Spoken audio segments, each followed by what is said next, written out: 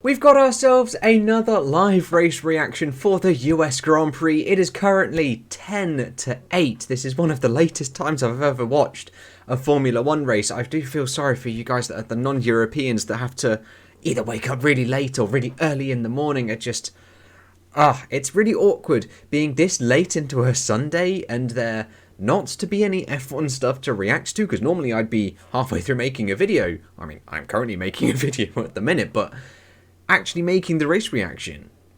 And it feels strange not to be doing that. Anyway, with all of that out of the way, let us react to the US Grand Prix, which hopefully should be pretty interesting. My headphones have got this really annoying beep. I don't know if you can...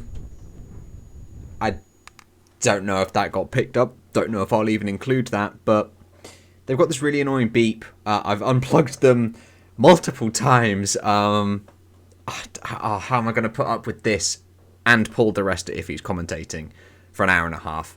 I don't know. That really is actually quite a steep hill going up to turn 1. There was just a nice little camera shot that actually put some perspective on the hill, which is actually really difficult to do on TV, but that is a bloody steep incline up to turn 1 as the formation lap just begins. Sky Race Control Paul di Resta. I thought I saw commentary Paul di Resta, but no, it is Martin Brundle. I'm happy. Here we go, it's the lights. I don't know what to say, I want to say something different to Crofty, but it's lights out and away we go. Hamilton gets a good start. Hamilton actually gets a really good start. Verstappen cuts across. The Ferrari of Charles Leclerc. Oh, that's really pushing it. Hamilton up the inside. Verstappen off. Verstappen is off and gone wide. He comes back on the track. Hamilton is in the lead. Perez challenging. There's already a yellow flag. I don't know what happened there, but Hamilton now leads. Hamilton is passed at turn 1. I don't think that's ever actually happened. Austin, that may have. Correct me if I'm wrong. Still a yellow flag. No idea what's going on. McLaren challenging Ferrari. Touching wheels. That's close. That's really close. I think it's Carlos Sainz that's still up there, actually. I mean, he did start on the softs, actually, so he would have got a much better start. But my God, that was an incredible start from Hamilton. Verstappen P2, Perez P3, then it's Leclerc, actually, then it is Sainz, and then it is the McLaren of Daniel Ricciardo, followed by Lando Norris. They are still line astern, with Valtteri Bottas still behind Pierre Gasly. Absolutely stellar stuff at the opening portion of this race. Manic. Now, can Hamilton... Oh, the McLaren's double overtake on the Ferrari. Oh, stop. Ha! That's so close. Did they do it? Did they do it? No. How? How did the McLarens not overtake the Ferrari just then? What? How did Sainz stay in front? Russell has made up 6 places already. That's ridiculous. So I think there was a little bit of contact at the start, but we didn't see it, and we still haven't seen it just yet. But Hamilton has bolted from Verstappen. Perez still P3, as you can see on the timing tower on the left, as wide goes a McLaren. Can the AlphaTauri get in front? Manic opening lap. Brilliant stuff so far. I really would have expected Hamilton to... Oh, team radio. He's sliding a lot from Verstappen on Hamilton. I'd have thought Hamilton would have stretched just that little bit more. The gap is only 6/10 at the minute as we head on to the DRS lap right now. 8/10. Hamilton fastest lap, Verstappen fastest lap. Verstappen definitely looks the more comfortable driver of the two so far, but bear in mind it's only been 3 laps. There are 53 still to go. Oh, big contact with Lance Stroll actually. Oh, I was just typing a message. What's gone on here? So Nicholas Latifi. Oh, yeah. That's unfortunate. Oh, Alonso in the pits. That's a very early stop for Fernando Alonso, who was having quite a nice ding-dong battle with Sebastian Vettel, actually, harking all the way back to 2010, 11, 12 and 13. But yeah, Alonso comes into the pits for an extremely early pit stop off of the medium tyre of all compounds. He didn't even start on the softs. Onto the hards. Super slick stop. 2.5 seconds from the Alpine team. Wait. Hold on. It's currently lap 10. Sainz is now being instructed to give back a position to Norris for the incident with the McLarens. I'm sorry, what? That's 10 laps later that he has to give the position back. I don't know whether I misheard that. They have to get... What? That's 10 laps later. And Sainz just goes, no. Understandably, I would as well. That's ridiculous. Verstappen comes in. Verstappen is in the pits right now. Verstappen is going for the undercut. He has immense pace, so perhaps they've spotted that little gap that they need to pump in some clean air laps for Max Verstappen to get that undercut on Lewis Hamilton. So expect Hamilton to put in a stellar in-lap right now and to come in immediately to respond, as he's got the gap to Perez quite nicely. So it's either going to be P1 or P2 for Lewis Hamilton, but he must respond this lap. Ooh, so split strategies for the Red Bull as Perez comes in for his pit stop. He's going onto the medium compound of tyres, so he's going to have to stop again. He's going to stop. It's long. It's long for Red Bull. That was 4 seconds or 3.7. Okay, a little bit long for Red Bull compared to what we're used to seeing, but splitting the strategies with Red Bull. So what are Mercedes going to do? Oh, here we go. Mercedes are in the pits, but who is it for? Lewis Hamilton. Lewis Hamilton is in. I thought it was Valtteri Bottas as he just started dropping down the order to Leclerc. But it is Lewis Hamilton in the pit. So Max Verstappen is going to have about a 5-6 second lead. Nice stop from Mercedes. 2.8 seconds. I think Verstappen was 2.7 perhaps. I can't quite remember. But Verstappen is somewhere. There he goes. Verstappen has just gone past right now. So Verstappen now leads. The gap is going to be about, I don't know, 5-6 seconds or so. Oh, Gasly's going slow. That's going to be his engine issue, isn't it, from the start of the grid? Radio, problem at the back. That's annoying. Oh, as there's a little battle. Alfa Romeo, Kimi Raikkonen on Fernando Alonso. Ooh, they banged wheels. They banged wheels again. Lots of carbon fibre. That's lots of carbon fibre. Did they touch again? Jesus Christ, through the S's. That is ridiculous, but there is a lot of damage done to one of the cars. Probably both, actually, as just wheels banged, all sorts banged there. Lots of carbon fibre at the top of the hill at turn 1. Maybe virtual safety car? Maybe. Okie dokie, can Valtteri Bottas get past Yuki Tsunoda in the DRS? Here he goes, round the outside, and in the braking. Is he going to do it? Oh, there's a Yuki Tsunoda.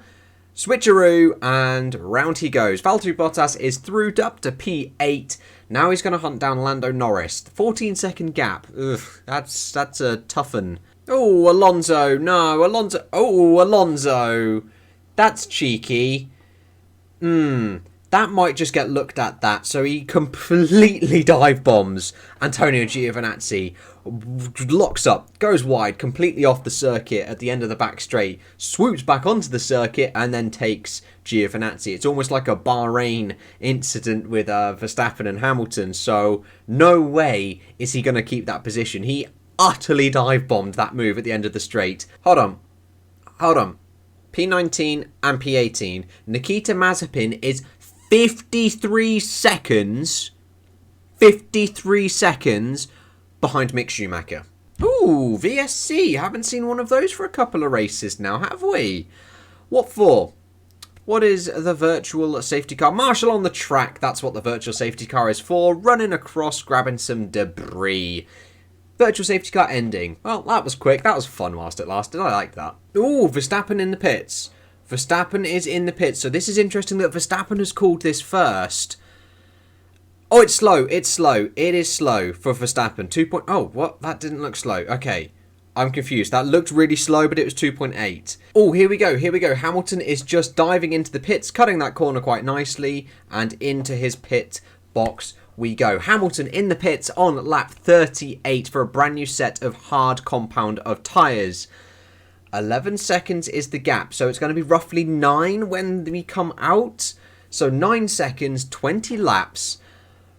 Here we go. It's now roles of reverse. It's now Hamilton closing in on Verstappen for the last couple of laps of this Grand Prix. The last sort of third of this race. Is the pace advantage going to be enough for Lewis Hamilton on these fresh, brand new hard compound of tyres? 7.8 seconds the gap at the minute. 6 seconds as Verstappen has been held up significantly in traffic, as there is again a nice battle between Sainz and also Ricciardo. McLaren versus Ferrari. There's only like a couple of points between them in the constructors. This is incredible stuff. But yes, 6 seconds now with just 14 laps to go. Hamilton took out like 2 seconds due to that traffic issue. But without the traffic issue, it's only been a couple of tenths. No, Esteban Ocon is having to retire the car And black and white flag for Nikita Mazepin. Signs on Ricciardo. Why have we just lost it? It was on the little TV and we've lost it. Why? Oh, it's on the big TV now. I didn't even notice that it had switched. Ricciardo is still ahead of Sainz. Oh, did that switch instantly when the small TV disappeared? I can't remember. Ah, that was very close. Sainz almost round the outside of Daniel Ricciardo as the gap at the top is 4.4 seconds. Perez sort of in the no man's land at the minute of this race. But, that's close between Sainz and Ricciardo. Oh, vote for driver of the day. That's an interesting discussion. Ricciardo, perhaps, is up there for me. I wouldn't really want to give it to either Verstappen or Hamilton because they've done nothing. Yes, they've been an absolute class of the field, but they've done nothing driver of the day worthy. 1.5 seconds, 1.4 seconds, the gap. It's coming down and coming down slowly, very slowly. That is the crucial point. Back up to 1.6, almost 1.7. That's the crucial thing. It's coming down, but it's just not coming down that very quickly. We still have 5 laps to go, just over 5 laps to go now. So you've got to think he's going to catch, or get into DRS range, within the next maybe 2. If he doesn't get in within 2, he's only going to have 1 lap and 1 chance to pass, and I don't think that's going to be enough. Oh, here we go. So it's 1.1 seconds between the two of them. They're catching Mick Schumacher as well. Could the lapped traffic really play a role in this lap? If Hamilton gets within DRS on this lap, that is going to be absolutely crucial to his chances of winning this Grand Prix. 1.01 second flat is the lead at the minute. Under a second. That's it. He is within DRS. He has to hold that until the DRS range. 1.1 again. Whew! It is close. This is going to be so close. Here we go. Round the final corner. It is Max Verstappen who takes victory in America and extends his championship lead by 7 points. That's now 13 points. That's the highest it has been so far this season for like 6 or 7 races right now. Max Verstappen wins from Lewis Hamilton, 40 seconds clear, as I need to take those headphones off and my ear is numb from that buzzing noise. I'm not sure if you can hear it. I think I put a clip at the start of the video, but what a race. That was tense. That was insane. At times it looked like a really kind of boring race, but yeah, I enjoyed that one. That was a really, really good United States Grand Prix. Kind of gutted for Hamilton that strategy didn't quite work out, but the title is still going forward. There are 5 rounds left to go of this Formula 1 season. But that is going to be it for my race reaction to the US GP. Stick around for just a couple more moments for the Audience Prediction Championships, which for me will come on Monday. I will record that tomorrow. And so it is Monday afternoon and we can now go over the Audience Prediction Championships, and it is Danielle B who absolutely smashes it in the predictions for the US Grand Prix, scoring 20 out of 25 points. Their overall top 5 for qualifying was absolutely spot on. That is the first time that has happened so far this season that someone has got the top 5 in one session exactly correct. Then just behind them is Elian and current championship leader Evan Darcy with a Doctor Who channel and Ket joint on 16. Then a little bit further down that order you've got Archie and Elliot joint on 14, Scott Hilland on 10 and myself, Chewbacca and Hal all joint on 7, not having the fantastic predictions weekend here. Now adding all of these into the season's tally, we have a new 200 point club member, and that is Joe Bisho, 29 points behind Evan Darcy, the first time there has been a full 25 point gap between first and second. Arturo Salazar is just 3 points away from the 200 point club, and Daniel B, after scoring 20 this weekend, is just 6 behind. Elliot has managed to leapfrog myself and Hal on 179, with myself and Hal also still joint on 172, with Joshua, Min Verstappen and Tom Sayer all separated by just 1 point. We have a couple of new 100 point club members. This is Divot Rayhan and Mattia Bonotto as well. As we scroll halfway down this leaderboard, we see a few familiar faces: Edvin Sanova, Het AB Baby, Vim Z25, Mika Tukkinen still on 44 at the moment, Skontrast EX on 48 with their 3 entries that they have made so far this season, with the second half of the leaderboard looking a little bit like this: